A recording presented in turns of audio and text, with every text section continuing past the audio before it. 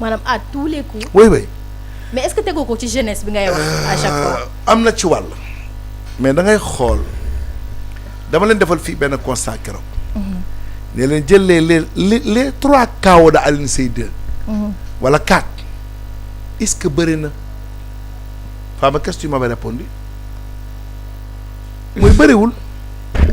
dóor mu daanu da lay natt dóor mu daanu lan lay expliquer. mooy effectivement Alioune Seye 2 gëj na exercer ses qualités de lutteur.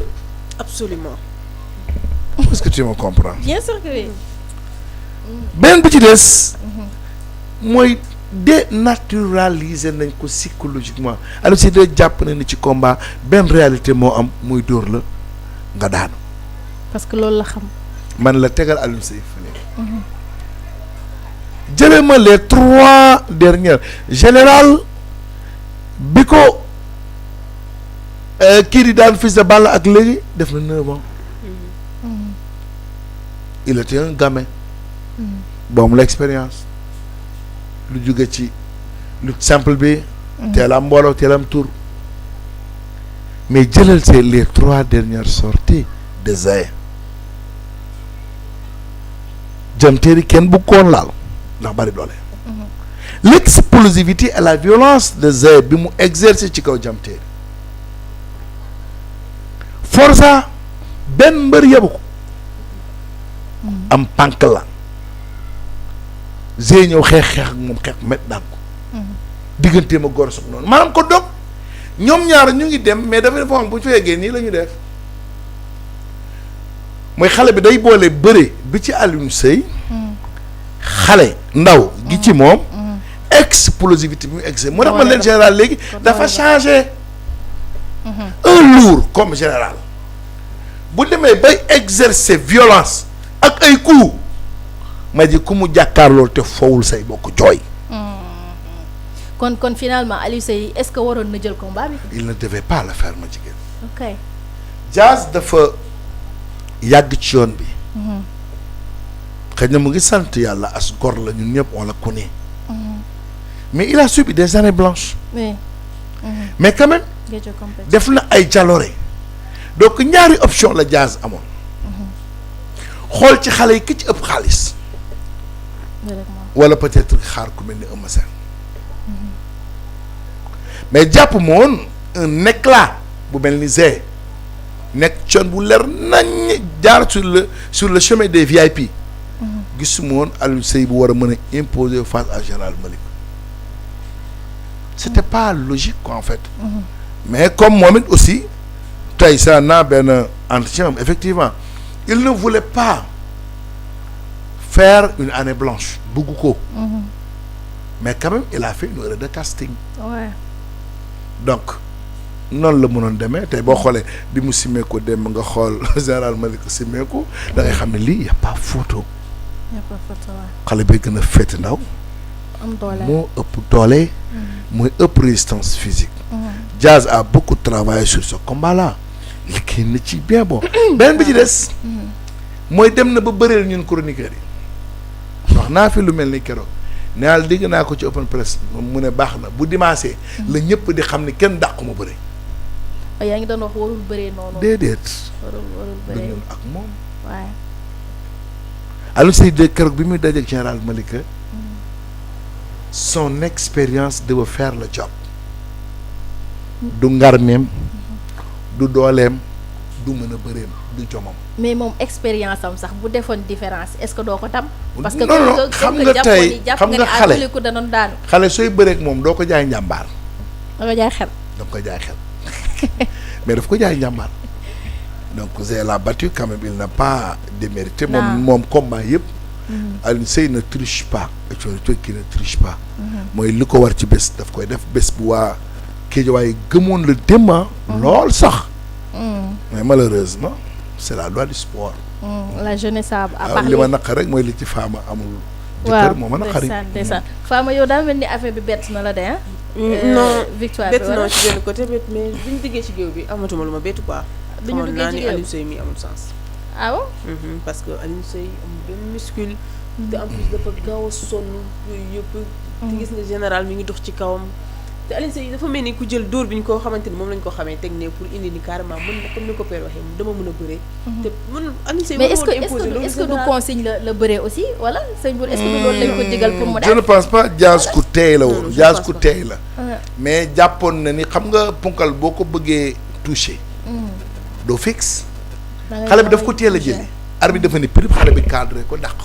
ah mais moo ko fi ñaanoon kañ. bu ko voilà mooy tey xale bi daf ko jiitu ci li mu bëggoon def. moom mënoon a teel a cadré booy bi. cokkaas def déplacement latéral. parce que xale bi loolu il faut ngay bouger loo. mais Diaz dafa fixe. booy bi cadré ko. c'est très simple. Fama sa xol neexoon na. Fama bul découragé. non atia vas-y. vraiment mbëggeel quoi. kon ki non dama am ñeewantal ci moom franchement. non moom dafa nopp Alioune Seye sincèrement parler. parce que Alioune Seye moo ko noonu su ma daanee combat bi takk la mais quand même jot na reliquat ak avance. promesse de mariage. voilà waaw reliquat waaw. waaw mardi mooy bu njëkk dina naa dem CNG xool. li nga dem xool CNG est-ce que jot na reliquat. waaw léegi bu jotee reliquat. takk ma père su ma takkee dootul daanuwati. lu tax. parce que dama koy toppatoo ba mu baax. bu ko laaj yooyu nag bu ko laaj yooyu balaa nga fi indi problème dimbali ma rek ngir yàlla bu si waxaat yow tamit. Allah. les enfants ont grandi. la fille de Diakhal Mousse là. c'est une grande fille maintenant. elle a grandi xam na lu mu bëgg de. mais tu es sa tante la xam nga yow laa ko dénk la. ah moom bu ma la gën a kii xam nga baax na muy def. alors sëñ Bour. après combat bi donc am na polémique boo xam ne am na.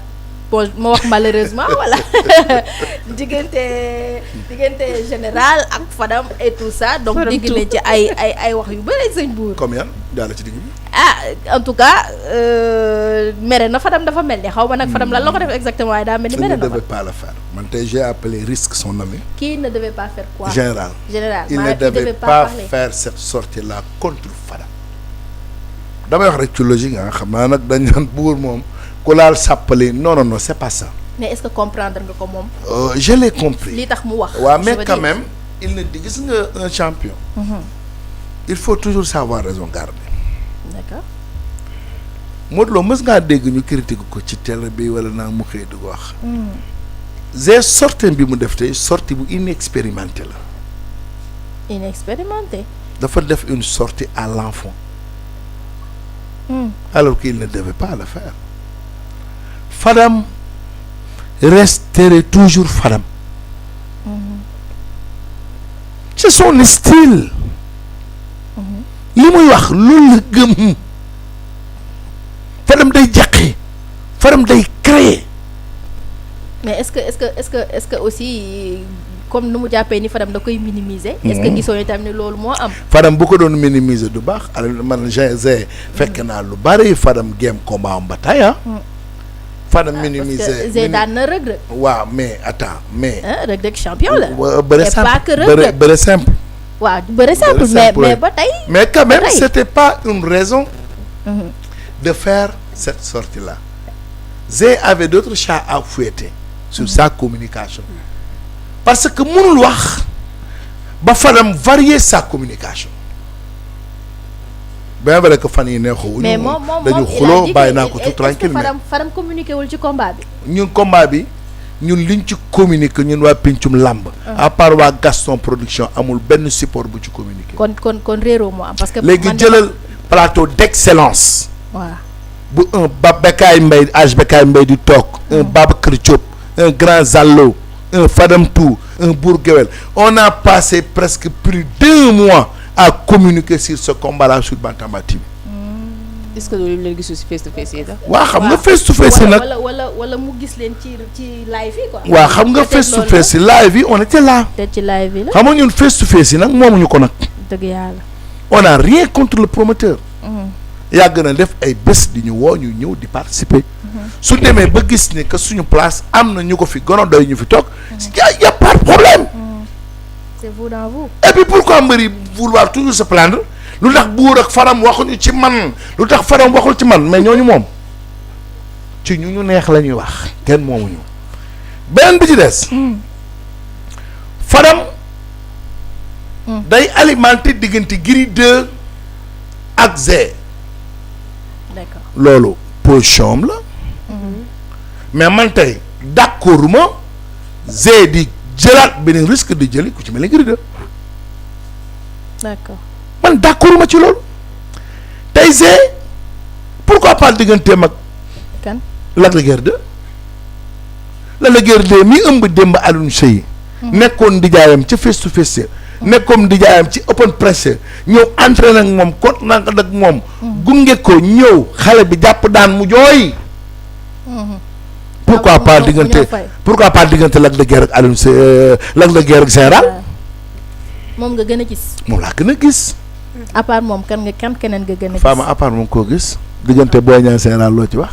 diggante Boy Niang général ma ne ko Boy Niang mi soxla franc góob ma ni mën dina jël général parce que risque la ci moom de góob ma ni Boy Niang dina mën a jël général. man nag mais Gris Bordeaux mi ngi def appel am moom Gris Bordeaux moom na xaar. franchement parler na ma ko mais jël Pas Bordeaux. Gris Bordeaux na xaar il va sortir par parce la que man grande bëri naa ko trop moom na il est xaar. prêt Xam nga- à bëre ak moom. xam man boo Champion communiqué la. ci moom sax daan dama ko ndax man xam nga dañoo nduróo maag moom mais yàlla baax na. ah mais da ngaa bëgg a wax moom. mais nag c'est mënu mën ci na am nekk dara. ah déet mën daa déet bëgg ngeen par la grande porte. tonton Bordeaux daal. ñeme du wax may fox mu di ma attaqué. kon bàyyil foofu. mais li wóor boor pourquoi. tey léegi laa ko waranteeg waagaan. mais tey Zé sañ nga taxaw laaj Boy Niang man comme ni mu ko bëggee ah. attention lan moo tax mu sañ a taxaw laaj Boy Niang c'est ça la grande question. moom looloo ko métti nag lan moo tax kële Fadam bëgg a wax ni kële légende la. mais Fadam bu ko neexee wax xalaatam. gis-gisam am na ci Waaw. droit. Zé moom bëgg-bëggam lay wax. te loolu dama koy ñaan bu mu ko dalati. d'accord gis nga ces chroniqueurs là. il ne faut pas essayer d'organiser aucune guerre sa diggante yoo amul sens sax nag foofu. ndax bokk leen fi ngeen jëm ñoom ils ont le temps. da xëy di wax ci 24 heures sur 24. yow amoo temps xëy di leen tontu 24 heures sur 24. et puis sans ces chroniqueurs là Général Malika ne serait pas là. mais tey lan ngeen xool pourquoi le gosse bëgg bëre ak Boy Niang numéro 2. Boy Niang bëri na ak ñëpp. presque tout comme moom. presque tout. comme moom. comme Zé. waaw non presque. Zé ci ñi suuf Zé ci ñi ci kaw tey. Boy Niang bëri na ak Balla Gaye. waaw. bëriwul ak Tapha Tine. waaw. bëri na ak Lac de Guiers. waaw. bëri na ak Sa Thiès. Sa Thiès waay. bëri du bëreeg Ama du bëreeg Eumeu Sène ak Siteu. ak Siteu. donc kan lay bëreel. Franc. Boy Niang général. mën non, na nekk général is- Franc dina ma neex trop. waaw waa léegi est-ce que tey attends Franc xelam ma ngi ci Modou Lo Sa Thiès luy xew. na xaar ba jógee si Tapha Tine d'abord. tey bu jóge woon tey ci Tapha Tine tey. couronne impérial ba na ci Siteu lay lijjanti ci. empereur moo du nekk roi moom mu nekk l'empereur. waaw waaw. calculu làmb laa lay wax. dëgg la. est-ce que Boy Niang tey toog xaar ku mel ni Franky déjà il a perdu beaucoup de temps mais attention. Reug Reug dugal na guérison. waaw. kon cela veut dire que combat Beneen boobu point dafay la. am. incha allah sous peu de temps danañ ko jàppal dal. incha allah. léegi nag Inch'Allah. tey général.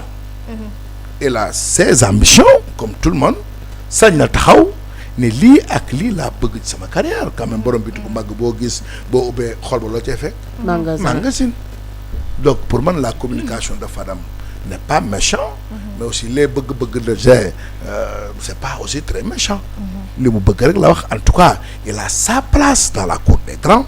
parce que gis nañ ne que la cour des grands dañu tumuranke ay VIP quelque soit alpha mooy VIP ya fa nekkoon mais tey il est temps qu'il ouvre la porte à Serigne Ndiaye à Zambala à Franc à Doudou Sané à Ndiaga Dollé à ces lourds là parce que dañoo am ay problème mu titan ci kaw donc pour man c'est le moment où jamais booy mën nañ dugg c'est de la chance. alors macha allah da nga ciy bëgg a dolli dara. lenn rek laa ci dolli muy Fadam am na droit wax point de vue mais nag Boy Niang du légende Boy Niang légende la parce que bu dul légende tamit bëri na ak légende bi moo tax loolu moo koy mën a def légende mais bu dee Boy Niang ak ki nga xamante mooy général Malika promoteur da ko bëgg